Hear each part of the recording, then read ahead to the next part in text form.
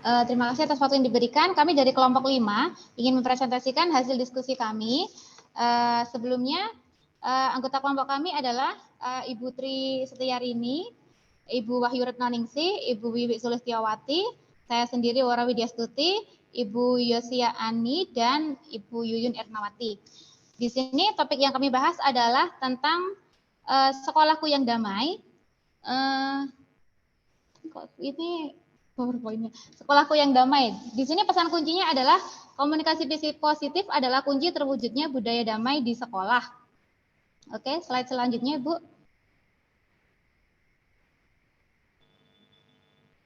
Oke, capaian pembelajaran yang ingin diharapkan pada akhir nanti setelah mempelajari topik 5 ini tentang sekolahku yang damai, peserta didik diharapkan yang pertama mampu menganalisis apa saja ancaman dan kerentanan yang terjadi di sekolah, serta peserta didik mampu untuk menganalisis apa saja kapasitas yang dimiliki di sekolah.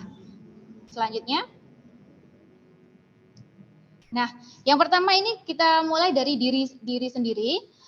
Sebelumnya saya ingin bertanya kepada Bapak dan Ibu yang hadir di sini. Karena semuanya adalah pendidik, saya ingin bertanya yang pertama, bagaimana lingkungan sekolah yang Anda dambakan? Ibu Dian Wardani mungkin bisa memberikan jawabannya.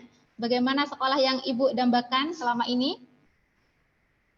Tentunya sekolahan yang bisa memberikan kenyamanan dan fasilitas untuk anak peserta didik kita agar bisa belajar lebih baik dalam menerima ilmu. Iya, bagus sekali. Semuanya adalah untuk para siswa, ya. Oke, dan pertanyaan berikutnya, apa saja langkah-langkah yang akan Anda lakukan untuk mewujudkannya? Mungkin peserta yang lain ada yang ingin memberikan jawaban? Karena mungkin sekolah yang didambakan itu berbeda, jadi mungkin langkah-langkah yang akan dilakukan itu juga akan berbeda. Adakah yang mau membantu menjawab? Dari bapak-bapak atau ibu-ibu ini? Silakan. Memberikan ruangan yang senyaman mungkin untuk belajar dan fasilitasnya dilengkapi mungkin ya, agar anak nyaman dalam belajar. Iya, betul sekali. Dan untuk yang pertanyaan terakhir, apa saja tantangan yang dihadapi oleh Bapak dan Ibu ini dalam mewujudkan sekolah yang damai, yang didambakan? Atau mungkin dari keterbatasan dana, sarana prasarana ya juga bisa, ya? Oke. Nah, berikutnya, selanjutnya, Bu Yosi. Iya, aktivitas di sini yang akan kami tunjukkan kepada Bapak dan Ibu adalah yang nantinya juga akan bisa diterapkan kepada siswa atau peserta didik di sekolah Bapak dan Ibu. Di sini kita akan mengajak siswa untuk bermain ular tangga tentang sekolahku yang damai. Nanti cara bermainnya adalah siswa dibagi dalam beberapa kelompok beranggotakan 4-5 anggota dan nanti tiap kelompok itu menggulirkan dadu secara bergantian seperti kita bermain ular tangga seperti biasanya, guys. Nah, tiap kelompok nanti menjalankan bidaknya. Di sini bidaknya nanti kita bisa pakai itu seperti itu spin atau paku kecil itu yang warna-warni itu sesuai dengan mata dadu yang muncul. Nah, ketika mata dadunya muncul itu dan menjalankan bidaknya itu berhenti di angka yang seperti yang dadu muncul itu. Kemudian kelompok itu mengambil kartu sesuai dengan simbol huruf yang ada di papan ular tangga. Di sana nanti di papan ular tangga ada 3 simbol huruf yaitu A, R, dan juga K. A ini adalah mewakili ancaman dan yang R ini mewakili kerentanan dan yang K ini mewakili kapasitas. Nah, berikutnya setelah siswa mengambil kartu sesuai dengan simbol yang ada di papan ular tangga, setelah mencapai ujung langkah, peserta menghitung poin yang didapatkan. Jadi setiap kartu ini di sana nanti ada poinnya. Ada poin 1, ada poin 0, dan ada poin -1. Nah, pemenang dari permainan ini adalah kelompok yang mendapatkan poin yang paling banyak. Berikutnya. Nah, papan ular tangganya adalah seperti ini. Jadi dimulai dari angka 1 sebagai permulaannya dan finishnya adalah di angka 100. Di setiap kotak ini terdapat 3 huruf seperti yang saya tambahkan tadi, A, R, dan K. A di sini merupakan ancaman. Di sini adalah ancaman yang menyebabkan sekolah itu tidak damai. Apa maksudnya? Siswa itu bagaimana mengatakannya? Sekolah itu tidak damai dan tidak ramah untuk anak seperti itu. Contohnya di sini ancaman yang dapat terjadi adalah bisa berupa perundungan atau bullying, pelecehan seksual, tawuran pelajar, diskriminasi dan intoleransi, penggunaan narkoba, penyalahgunaan narkoba, game online, merokok di sekolah, berita hoax, dan juga pornografi dan porno aksi.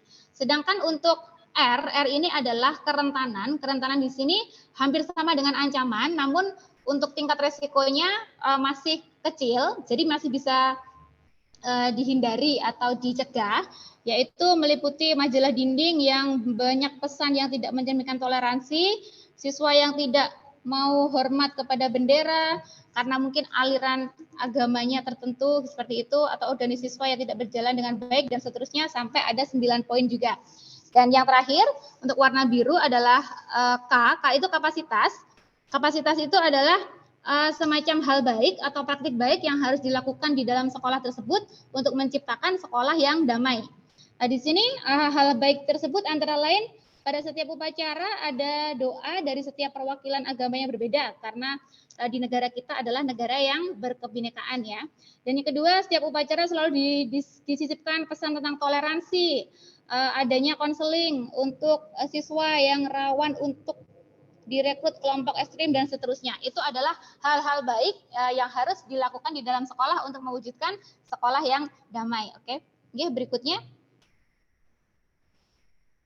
Nah, tadi seperti yang sudah saya sampaikan, dalam permainan ular tangga ini nanti yang akan dimainkan oleh para siswa, di sana ada 3 jenis kartu. Kartu yang berwarna biru itu adalah kartu untuk kapasitas, berisi macam-macam kapasitas atau hal baik yang harus dilakukan untuk menciptakan sekolah yang damai. Dan nanti setiap siswa yang mendapatkan kartu kapasitas, dia akan mendapatkan poin 1. Untuk siswa nanti yang mendapatkan kartu kuning, warna kuning, itu adalah tentang kerentanan, berisi macam-macam contoh kerentanan atau hal-hal yang harus dihindari juga di dalam sekolah damai dan bernilai 0. Dan yang terakhir adalah kartu yang ketiga, kartu berwarna merah untuk ancaman. Ancaman ini adalah hal-hal atau yang harus dan perlu dihindari untuk menciptakan sekolah yang damai. Dan di sini siswa yang mendapatkan kartu warna merah ini akan mendapatkan poin -1 atau nanti skor terakhirnya dikurangi 1. Selanjutnya.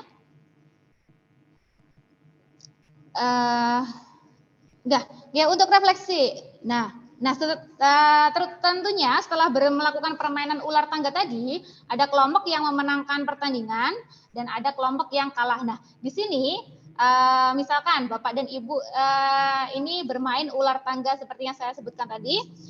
Misalkan dan setelah Ibu misalkan Ibu siapa ini ya? Budian aja lagi ya yang nampak di sini.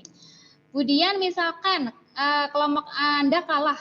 Terus kalau saya bertanya untuk refleksi ini, mengapa kok kelompok Anda bisa kalah atau bisa gagal dalam memenangkan permainan ini? Kira-kira karena apa? Setiap permainan itu kan ada yang menang dan ada yang kalah. Nah, karena ini permainannya adalah ular tangga, tentunya kan sesuai dengan dadu yang dilemparkan. Iya, betul. Iya. Oke, terima kasih atas jawabannya. Mungkin ada jawaban yang lain yang bisa menambahkan? Oke, jadi begini, mengapa Anda itu kelompoknya Budian Wardani tadi bisa kalah dalam permainan ular tangga tadi? Mungkin hal itu dikarenakan kelompoknya Budian itu lebih banyak bidaknya itu, tuspinnya itu lebih banyak berhenti pada huruf A dan R. Di sini huruf A itu kan ancaman. Nah, sedangkan ancaman tadi dia mendapatkan poin dikurangi poin -1. Sedangkan jika berhenti di huruf R, nanti kelompoknya Budian tidak mendapatkan nilai atau 0. Nah, karena di setelah akhir pertandingan nanti jumlah kartu itu dikumpulkan, dan ternyata jika lebih banyak kartu merah dan lebih banyak kartu kuning, maka otomatis nilai yang didapatkan adalah nilai kecil, dan itu bisa menyebabkan kekalahan. Nah, sebaliknya, siapa yang bisa menang? Yang menang adalah kelompok yang banyak mendapatkan kartu biru atau kartu kapasitas, karena di sana poinnya adalah 1. Nah, jadi untuk pertanyaan kedua, jadi apa yang harus dilakukan atau yang harus dikuatkan untuk mengurangi resiko? Bagaimana? Kita harus mengurangi atau menghindari ancaman dan juga kerentanan tadi, karena ancaman dan kerentanan tadi poinnya minus dan juga poinnya 0. Nah, misalkan pertanyaan yang selanjutnya, jika diperbolehkan menambah kartu, kira-kira kartu mana yang akan ditambahkan agar kita lebih bisa memenangkan pertandingan ini? Kartu biru. Kartu biru. Betul sekali, kartu biru. Kenapa? Karena kartu biru ini adalah hal-hal positif yang harus dilakukan dalam sekolah dan itu mendapatkan poin 1. Maka jika lebih banyak kartu biru, lebih banyak kartu yang positif, otomatis akan memenangkan pertandingan. Begitu guys? Sudah paham sekarang konsepnya? Oke, next. Slide berikutnya. Nah, di sini ada 5 konsep yang bisa kita simpulkan dari permainan ular tangga tadi. Yang pertama adalah konsep 1, menjaga sekolah damai. Di sana bisa kita mengetahui bahwa untuk menjaga kedamaian sekolah, kita itu harus meningkatkan kapasitas, yaitu yang kartu biru tadi. Dalam kartu biru tadi, kita juga harus mengurangi kerentanan huruf R, ibarat kartu kuning, dan juga ancaman pada kartu merah. Dengan demikian, resiko yang akan kita dapatkan itu lebih kecil ya, karena kita semakin lebih banyak poin. Ancaman di sini merupakan ancaman dari eksternal dan tidak bisa kita kendalikan, karena itu bersifatnya dari luar. Sedangkan kerentanan itu bersifatnya dari internal, dari dalam, bisa kita kendalikan sendiri dengan cara kita menambah wawasan kesadaran, kita bisa menambahkan keterampilan, dan juga melakukan banyak hal baik di sekolah. Dan untuk kapasitas itu adalah kesadaran, kebijakan, fasilitas, dan praktik yang baik di sekolah. Selanjutnya konsep 2 adalah membangun sistem meningkatkan kapasitas. Di sini maksudnya adalah bahwa dasar sekolah damai itu menurut UNICEF itu adalah sekolah yang ramah anak, yang aman, dan juga yang menyenangkan agar siswa itu dapat belajar dengan baik di sekolah. Konsep yang ketiga itu tentang kerentanan perundungan. Di sini kebiasaan perundungan atau bullying ini harus dihilangkan sama sekali dari sekolah. Mulai dari perundungan yang hal-hal kecil yang biasa dilakukan oleh siswa, misalkan menyebut nama orang tua, atau misalkan dengan mengejek warna kulit, atau status ekonomi, dan lain-lainnya. Konsep yang keempat yaitu kerentanan kekerasan seksual. Di sini kita semua tahu bahwa maraknya media sosial itu yang sekarang ini mudah diakses oleh semua orang, bahkan siswa SD pun sekarang sudah memiliki beragam jenis media sosial. Di sini para siswa itu harus dibekali dengan pengetahuan dan kasih sayang, baik dari orang tua maupun dari guru di sekolah. Sehingga dengan mereka mendapatkan perhatian dan juga kasih sayang yang sudah penuh, yang sudah maksimal seperti itu, mereka tidak akan terjerumus ke dalam pergaulan bebas dan juga yang mana itu bisa merujuk ke kekerasan seksual. Dan konsep yang kelima adalah kerentanan diskriminasi dan intoleransi. Di sini berbagai contohnya, misalkan mengucilkan teman berdasarkan ras, berdasarkan suku, agama, budaya, warna kulit, dan sebagainya, dan keragaman yang lainnya itu harus dihilangkan agar sekolah itu dapat menjadi sekolah yang damai bagi para siswa. Berikutnya. Nah, setelah memahami konsepnya tadi, sekarang kita aplikasikan atau kita terapkan ke dalam sekolah Bapak dan Ibu semuanya yang ada di sini. Untuk yang pertama, kira-kira apa saja ancaman atau kerentanan dan risiko yang ada di sekolah Bapak dan Ibu yang bisa menyebabkan sekolah Bapak dan Ibu itu kurang damai atau tidak damai bagi sekolah, bagi siswa? Apakah ada di sana? Dari berbagai ancaman atau kerentanan yang sudah saya sampaikan tadi, apakah ada yang terjadi di sekolah Bapak dan Ibu? Bullying kayaknya, Bu. Iya, bullying, yang betul. terjadi bullying, Bu, biasanya. Di hampir semua sekolah pasti itu, karena anak-anak itu merasanya sekedar bercanda, tapi bercandanya itu sebenarnya sudah merupakan bullying. Nah, sekarang pertanyaan yang berikutnya, program apa yang sudah ada di sekolah Bapak dan Ibu semua agar mewujudkan sekolah yang damai? Sudah adakah program yang dilaksanakan selama ini atau belum? Mungkin misalkan belum ada, bisa kita lakukan dengan program apa ya? Misalkan saat bersama-sama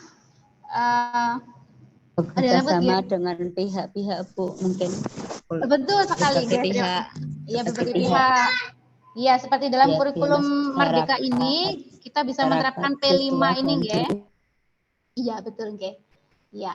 Dan selanjutnya yang ketiga, program apa yang ingin Bapak dan Ibu harapkan di sekolah agar menciptakan sekolah damai?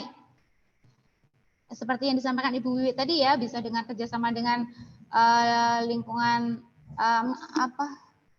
Lingkungan keluarga, dengan lingkungan keluarga, dengan lingkungan sekolah, masyarakat, dan juga lingkungan mungkin kerjasama. Iya betul, kerjasama dengan pihak-pihak yang lain agar menciptakan sekolah damai di sekolah Bapak dan Ibu. Berikutnya.